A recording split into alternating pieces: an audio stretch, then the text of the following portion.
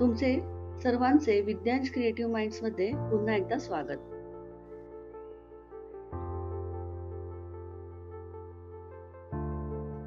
आज आपण इथे जुन्या पॅन्टला नवीन रूप कसे दिले ते पाहणार आहोत.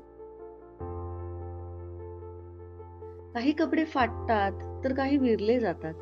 काही कपडे अंगात लहान व्हायला लागतात, पण काही कपडे जुने होऊनही त्यात लपलेली असते एक नवी संधी, कला बनण्याची, कथा सांगण्याची.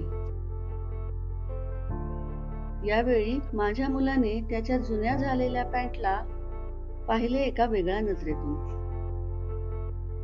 कंटाळा आला म्हणून फेकायचे नाही, तर त्यातच काहीतरी सर्जनशील घडवायचं.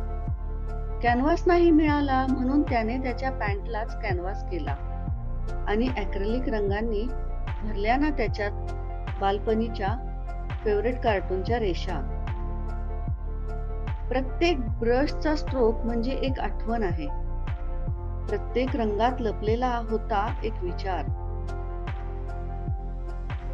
ही पॅन्ट आता जुनी राहिली नाही, ती एक कला आहे, एक स्टाईल स्टेटमेंट आहे आणि सर्वात महत्त्वाचं म्हणजे ती सस्टेनेबल पण आहे.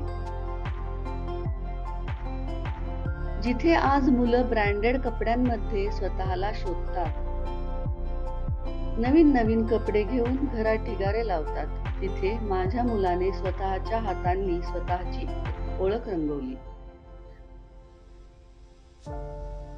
तुम्हाला माहित आहे का, एक जीन्स बनवायला तब्बल 7,000 लिटर पाणी लागते आणि आपण ती सहज फेकून देतो पृथ्वीवरील भार वाढवण्यासाठी. पण जर प्रत्येकाने आपल्या एका कपड्याला दुसरं आयुष्य दिलं तर बदल घडवून येऊ शकतो. छोटा पण अर्थपूर्ण. हा आहे एक संदेश की फॅशन ही कला असू शकते आणि जबाबदारीही. जुने कपडे फेकण्याऐवजी त्यांना नवे रूप देऊया.